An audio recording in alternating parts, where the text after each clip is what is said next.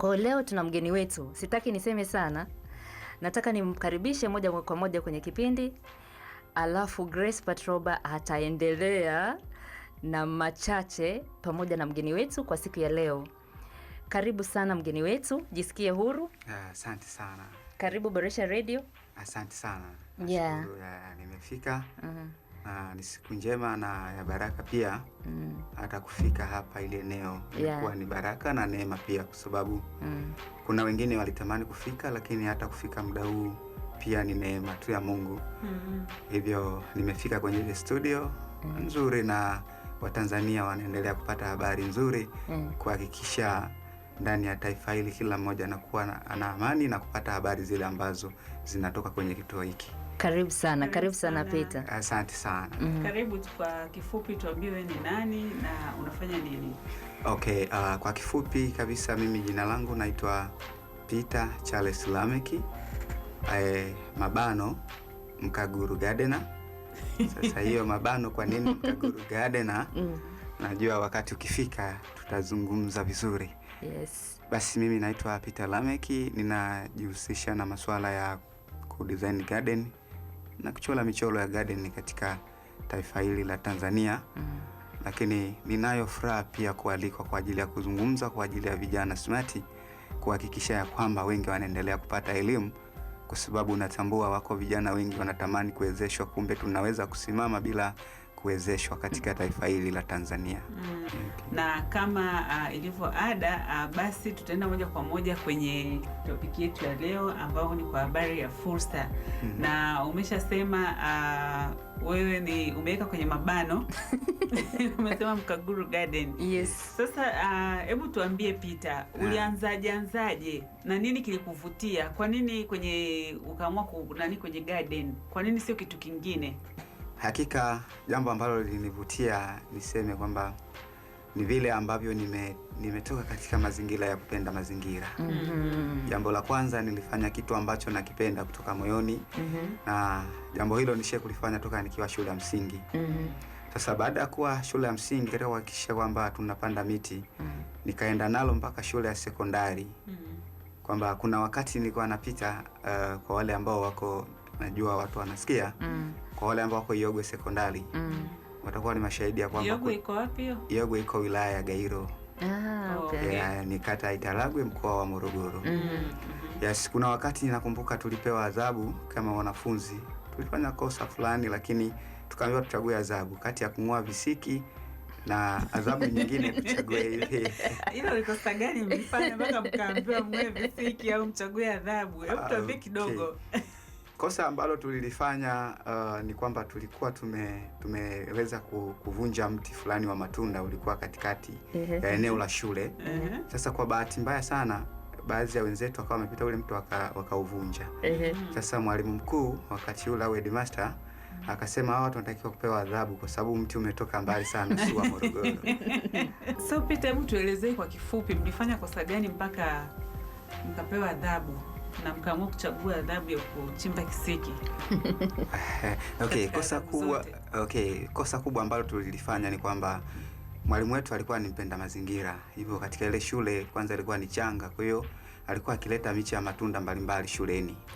Sasa wakati akileta miche ya matunda, na sisi kati yetu kuna mmoja alivunja ule mti. Mwalimu akatupatia adhabu ya kwanza ni kuchapwa fimbo 2 kwa kila mmoja. Baada ya hapo tunakwenda kung'oa visiki kwa ajili ya kutengeneza uwanja.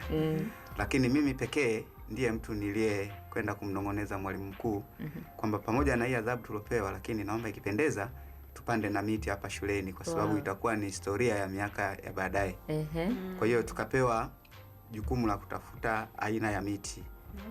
Mimi kwa hiyo nikapendekeza sasa tupande miche aina ya 140.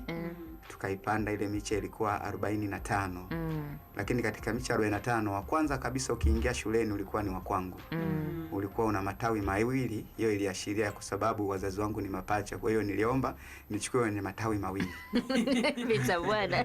Kwa hivyo ukienda Iyogwe sekondari utakutana sasa hivi miti ile imefunga vizuri kuanzia 2010 imeshakuwa mikubwa mpaka sasa. Kwa hiyo ukipita unapita sehemu yenye kivuli mpaka unakwenda shuleni. Wow. Yeah. Kwa hiyo baada ya kutoka kule sasa kuja mjini Dar es Salaam kuhakikisha ya kwamba tunaendelea kuweka mazingira bora, ndipo ukaja utambuzi ya kwamba jukumu hili la kutunza mazingira ni la kwetu, lakini katika nchi yetu ya Tanzania liko chini ya ofisi ya makamu wa rais. Kwa hiyo ni jambo ambalo linatambulika. Nikaanza rasmi kuotesha miche ya matunda ya kivuli pamoja na kujifunza kudesign na kuchora ramani kwa ajili ya garden. Kwa hiyo hapo nilikutana na watu tofauti na makundi tofauti, ndipo wakapendekeza na kuniteua kuwa mwenyekiti wa mazingira upande wa Mbezi Beach B, kwa maana wale wote wanahusika na vitalu vya kuzalisha miche ya matunda, sio ya kivuli, sio na nini. Mimi ndiye mwenyekiti wao.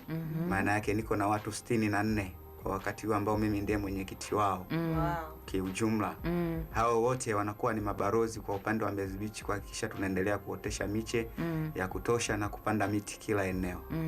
Kwa hiyo tumekuwa tukipanda miche hasa kwa kujitolea baadhi ya sehemu zikiwemo shule na nini, kushirikiana na viongozi wetu wa serikali, tukishirikiana kuhakikisha kwamba tunapanda hiyo miche. Mfano hiyo wanajitolea wanaenda kupanda miti shuleni. Ndio. Yaani naona wanaishi falsafa vizuri ya tunza mazingira ya kutunze. Ndio. Umeona? Ni kitu kikubwa sana unachofanya. Hongera sana Peter. Na hakika kazi unaoifanya ni kazi nzuri. Sasa turudi kwa habari ya kijana.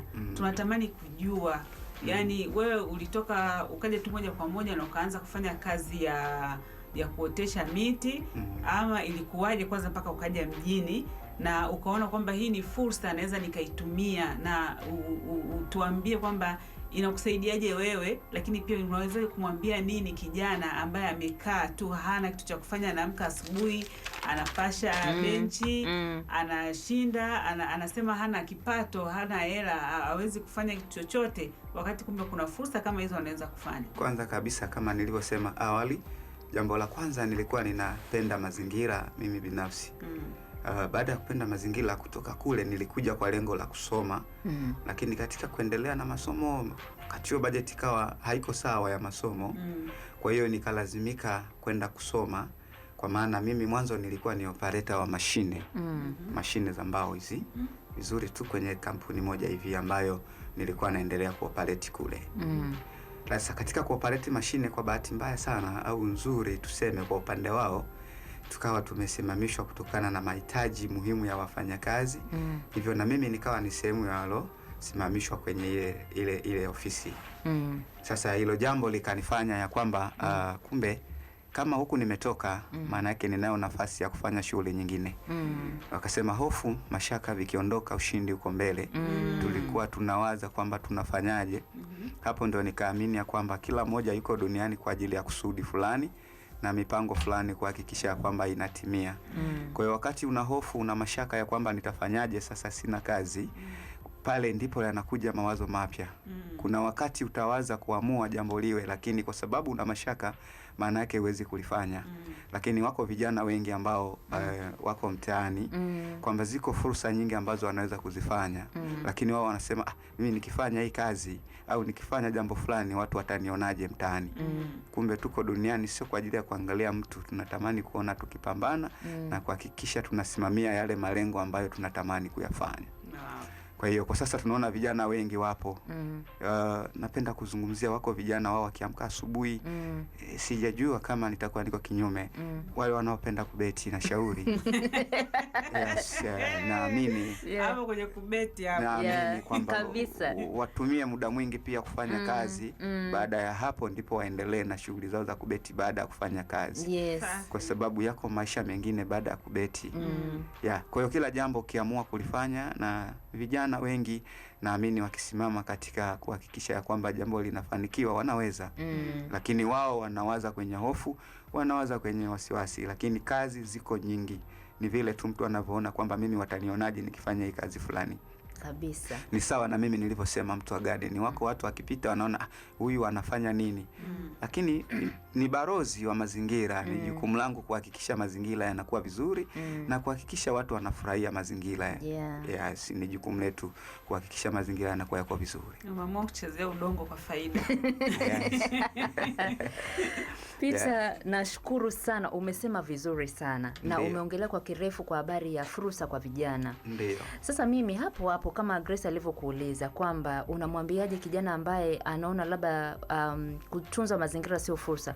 Lakini sasa mimi swali langu la kwanza na maswali mawili. La kwanza, kuna kijana ambaye anaona labda yani anaona kama labda kazi ya kutunza mazingira ni kama ni kazi ya kawaida. Sasa tuongelee kwenye swala la mapato.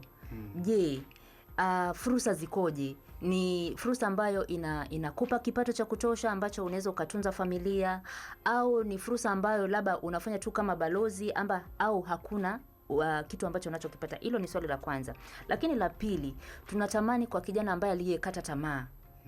Kuna kijana ambaye amekata tamaa kabisa, Grace, na anasema labda hakuna opportunity. Mimi nimefurahia Peter alivyosema yeye ni balozi lakini ni mwenyekiti wa eneo la bahari Africana kule Mbezi Beach, sorry.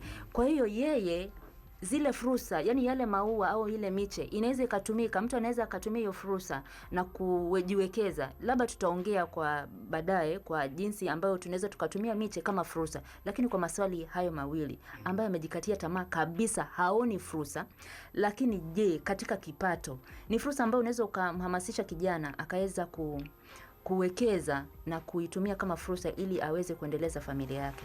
Karibu sana Peter. Asante sana kwa maswali mazuri ambayo ni mawili, nami nitayajibu kama ifuatavyo. Kwanza kabisa nianze kwa yule swali namba 2, mtu ambaye amekata tamaa. Katika maisha ni jambo la hatari sana kuhakikisha umekata tamaa kwenye maisha ya kila siku.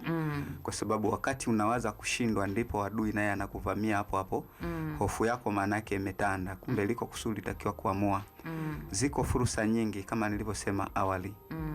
Unatakiwa usimame katika kuhakikisha kwamba zile fursa zinakwenda badala ya kukata tamaa. Kwa sababu ukikata tamaa, kuna wengine wanakutegemea wewe waone wazo lako, unaamua nini kwa ajili ya jambo fulani. Kwa hiyo kuna wakati wengine tunawadharau vile wanavyofanya. Kumbe watu ni wale wale wa kila siku ambao tuko nao. Watu ni wale wale ambao wakipata fursa sehemu moja kwenda sehemu nyingine wanakufanya vizuri sana kuliko vile ambavyo walikuwa mwanzo. Kwa hiyo yule ambaye amekata tamaa, kwanza niseme ni kosa kukata tamaa katika maisha.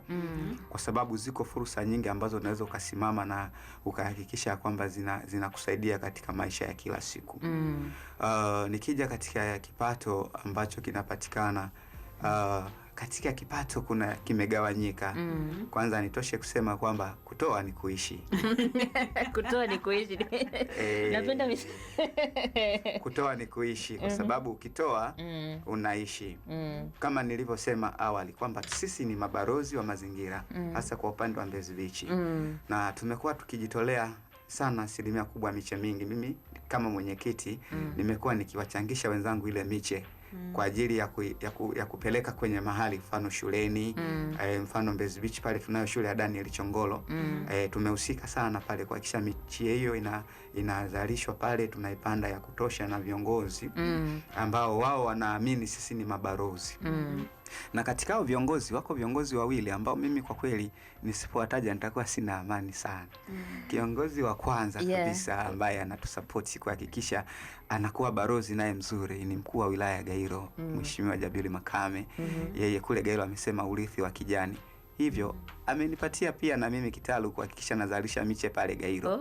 Maana yake urithi wa kijani ni kila mmoja aendelee kupanda miti. Yote ni kuhakikisha mazingira yanapendezeshwa. Lakini wa pili sana mheshimiwa. Lakini wa pili ni Mheshimiwa Godwin Gondwe. Amekuwa akituhamasisha sana kwa wakati ule akiwa mkuu wa wilaya ya Kinondoni kwamba tuendelee kuotesha miche ya kutosha na hata kuja kuzindua pale kwa niaba ya mkuu wa wilaya wa kipindi kile Amos Makala pale kwetu ofisini kwetu, kwa maana aliweka bango la kuhakikisha kwamba kitalu kile kinatambulika kwamba tunazalisha miche. Sasa faida inakujaje? Ni pale tunapokuwa tunashirikiana na wadau mbalimbali. Sisi jukumu letu ni kuhakikisha pale panapohitajika kujitolea basi tunakuwa mabalozi wa kujitolea. Lakini akija mtu akisema bwana, nahitaji ukanioteshe garden, ukanicholee mchoro, basi tunakwenda tunatengeneza kwa gharama nafuu, ili huyo mtu awe balozi pia wa mazingira kwa wakati mwingine, kwa mtu mwingine. Kwa hiyo yeye atatusaidia kupata fursa baada ya kuona kazi yetu imekuwa bora. Kwa hiyo tuseme pamoja na kwamba mnafanya kazi za kujitolea, lakini mna vitalu ambavyo mnaotesha mbegu za matunda, miche ya miti. Kwa hiyo mnakuwa mnauza. Yani na tuseme, yani labda tuchukulie tu kwa average, labda kwa mwezi, yani inaweza isiwe exactly, yani useme kwa mwezi unaweza ukapata watu wangapi wakakuita kufanya garden majumbani kwao. Kwa sababu nafikiri gardening ni tofauti na wale pia wanaokuja kununua miche pale, kwa sababu saa nyingine unaweza ukapita ukaona mtu amekuja na kirikuu kajaza miche, anaenda amenunua, anaenda. Kwa hiyo hebu tuseme, tuambie kwenye kuuza miche na kwenye kutengeneza garden unapata, yani faida yake ikoje? Kipato chake kikoje? Ni kipato ambacho kinakufanya unakuwa sustainable, yani unaweza kuendesha familia bila kuwa na bila ugumu wowote, ama kipato chake kinakuwa cha kusuasua? Kwa sababu kila kitu unakifanya kwa uaminifu. Yes. Kwa kile ambacho utakifanya kwa uaminifu ndivyo utakavyoongezea idadi ya watu, kwa maana ya customer kuja kwako. Kwa hivyo ukitengeneza vizuri garden, maana yake watu wataendelea kukufuata. Lakini siku zote mimi naamini kusimama, kwa sisi upande mwingine ni watumishi. Tunasema Mithali 20 mstari wa 6 unasema kwamba mwanadamu hutangaza hisani yake mwenyewe, bali mtu aliye mwaminifu nani awezaye kumpata? Kwa hiyo ukiwa mwaminifu kwa kila jambo, maana yake utaongezea idadi ya watu, kwa sababu umekuwa mwaminifu. Kwa hiyo ukitoa huduma nzuri unaendelea kupata watu, kama nilivyosema tena awali kwamba siku hadi siku watu wengi wanajitokeza kuhakikisha wanajipatia miche hiyo kwa bei nafuu sana, hasa kwa ukanda wa Mbezi Beach, kwa gharama za chini kabisa, kiasi kwamba unaweza ukapata mche wa shilingi 1,000 mpaka 5,000, wa matunda mpaka 8,000 ukapata. Kwa hiyo inategemea mtu anakuja kwa uhitaji wa aina gani wa mche. Kati ya hao watu 64 wote, kila mmoja kuendelea kutoa huduma kwa wakati tofauti. Mimi binafsi kwa upande wangu naweza nikasema kwa makadirio ya chini wastani natengeneza garden 10 mpya kwa mwezi. Yes, kwa mwezi natengeneza garden 10 mpya. Lakini nimekuwa balozi, ndo hiyo sasa inakuja maana halisi ya Mkaguru Garden. Na kwa nini nimekuwa Mkaguru Garden? Kwa maana nimejiweka kwamba popote nafika, ulipo tupo. Mimi naomba tusimame hapo kwanza. Asante sana. Kwanza naomba ni wakumbushe kwanza wasikilizaji kwamba leo tunazungumza kwa habari ya fursa kwa vijana. Kijana, wewe kama ni kijana smart kokote uliko, tunasema je, unaangalia fursa zinazokuzunguka? Na leo tuko na mgeni wetu mheshimiwa. Naomba nimuite mheshimiwa kwa sababu titles zako ni nyingi. Na anashughulika na watu wakubwa. Exactly. Na unajua sasa hivi tuko kwenye climate change. Kwa hiyo mojawapo ya vitu ambavyo nafikiri tunahamasisha kwenye global warming and all that ni kwa habari ya kutunza mazingira yetu. Na wewe kwa hakika wewe ni balozi, na we are so proud of you, Peter. Yes. Na kama umetuambia mwanzo kwa habari kwamba kipato kinatosheleza kutunza familia. Kwa hiyo kama mtu unaweza kupata kipato cha kutunza familia, ina maana ni kazi nzuri. Sasa tuko tumesalia hapo. Hebu mimi natamani kujua vitu viwili.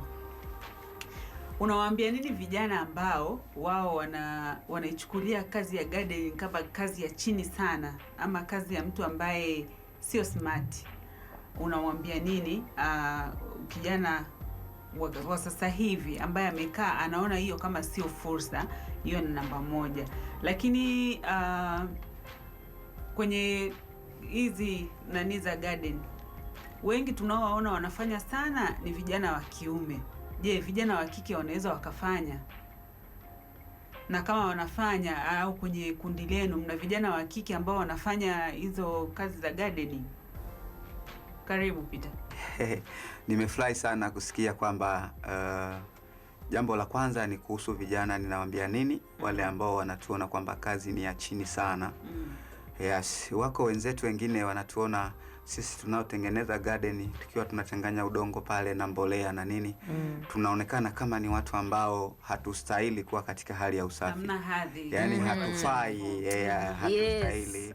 Wako watu wengine wanatubagua, wanaona kama tunapoteza muda. Kumbe pale tunakuwa kazini kwa wakati ule.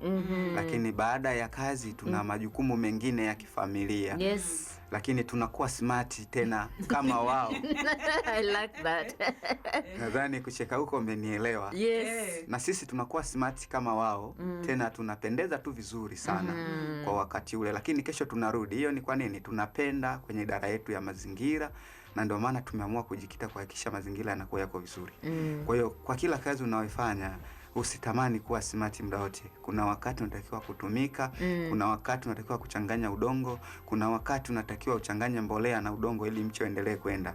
Kwa sababu kila idara ina umuhimu wake katika nchi au katika hii dunia, ili kuhakikisha watu wanashirikiana. Kwa hiyo na vijana wasione kwamba kazi fulani ni ya mwisho kuliko zote.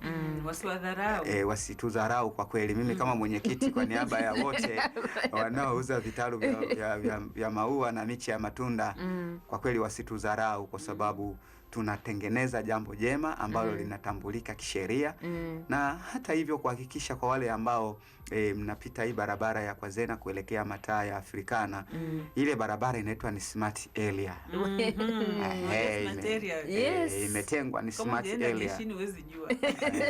Kwa hiyo ukipita ukiangalia maua yake yanavyochanua, yanapendeza vizuri na mazingira yamekaa vizuri. Kwa hiyo imepewa hadhi ya kuwa ni smart area. Hivyo tuna jukumu la kutunza mazingira kwanza kwenye vitalu vyetu, lakini kutunza mazingira kwenye barabara ambayo tayari ni smart area, wengi wanatamani kupita ile njia. Kwa hivyo watu heshimu tu kwamba na sisi ni sehemu ya watu ambao tuko kwenye idara hiyo. Nyinyi ni bora, wajua kwamba nyinyi ni bora kama mtu mwingine anayeenda ofisini akavaa tai akapuliza perfume. Kwa sababu mko smart. Muda wa kazi ni muda wa kazi. Labda kama tujaendelea, Esther, kwa smart ni kuwa na pesa mfukoni au kuwa nadhifu. Unaweza kuwa nadhifu alafu una 100. Umeona? Yaani mimi nadhani kama ulivyosema, yaani kuwa smart ni kuwa nadhifu na vyote, it all comes all together. Otherwise, kwa sababu huwezi ukaa smart alafu una hela mfukoni. Ianze hela kwanza jamani. Kwa hiyo mimi namsikiza sana Peter kwa kindani, and I'm like, yeah. Kwa hiyo tumekuelewa Peter. Nafikiri kulikuwa na swali lingine pia kwa habari ya vijana wa kike wanahusika kwenye hii eneo la utunzaji. Na kweli unajua wengi wanahusika kama mpo nao.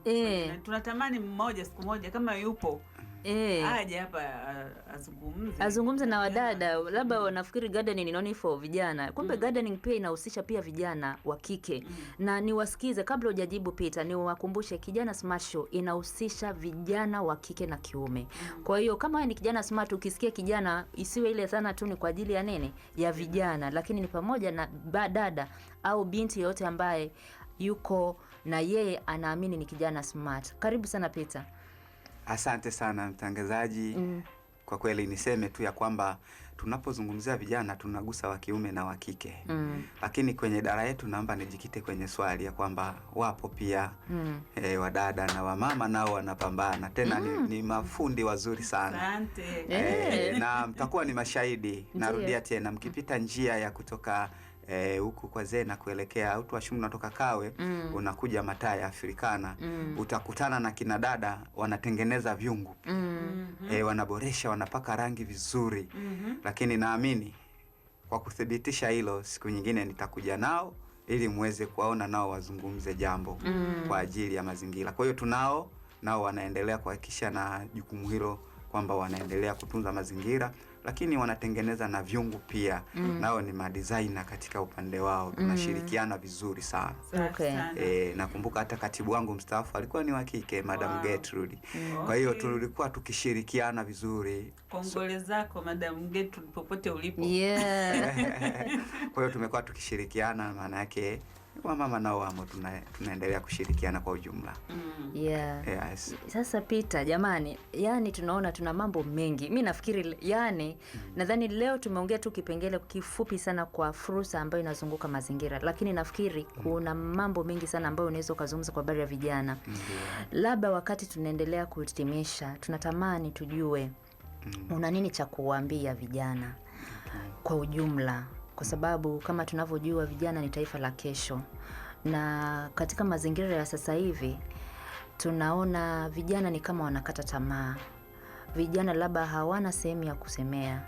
vijana labda wanatamani jukwaa kama hili ambalo litakutana na akina Peter, waweze kuwatia nguvu, kuwatia moyo kwamba there still fursa kwa ajili ya vijana.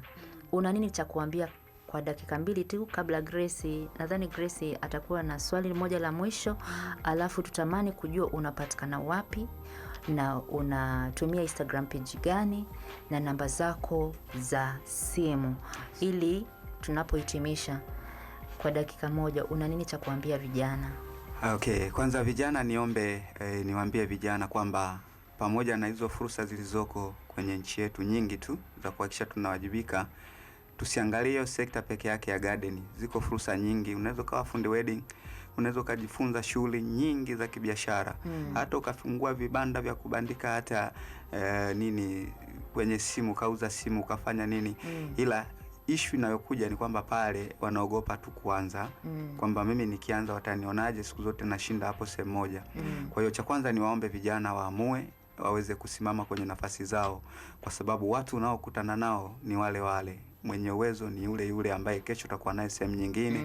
Kwa hiyo ni yule ambaye yuko chini, kesho yake pia atakuwa ni yule yule ambaye jana ulimdharau. Kwa hiyo ni vizuri tukaamini ya kwamba katika maisha tunategemeana, lakini tuamue kuanza kwa jambo lolote na kuweka hofu pembeni, ili tuhakikishe jambo hilo likiendelea kusimama. Kwa hiyo palipo na fursa yote ile, twende tukapambane nayo. Tusiangalie tu kwamba garden, tusiangalie sijui fundi ujenzi, ila mahali paliko na fursa, basi tufanye kazi kwa kujituma, kwa sababu tunaamini vijana ndio taifa lenyewe. Vijana ndio wanatakiwa kuwajibika. Kwa hiyo tukishirikiana na kuondoa makando ya kubagua kazi, hatutasikia ile wimbi la kusema kwamba ajira hamna. Kwa sababu tuko sisi wengine tunaishi bila ajira, tunajitegemea mtaani, lakini bado tukaendelea kufanya vizuri na kusaidia na wengine ambao pia wana uhitaji katika idara zetu, hasa hususan swala la mazingira. Okay. Pale umejiajiri. Umejiajiri. Yeah. So kwa haraka tunapomalizia, nilitamani tu umsaidie kijana ambaye labda anatamani kufanya hizo nani za gardening, lakini hajui aanzeje, unamsaidiaje? Lakini pia kwa haraka mtu ambaye labda anatamani kuanza, anatakiwa labda kuwa na mtaji wa shilingi ngapi ili aweze kuanza?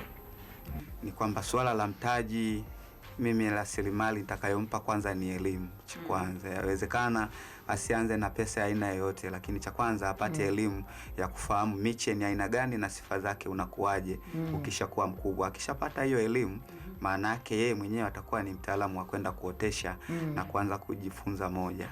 Ataanza kujifunza, baadaye anazalisha. Kwa hiyo mtaji wake unaweza ukawa ni kidogo sana, kwa sababu tayari ana elimu ambayo ameshaipata ya kuzalisha yeye mwenyewe.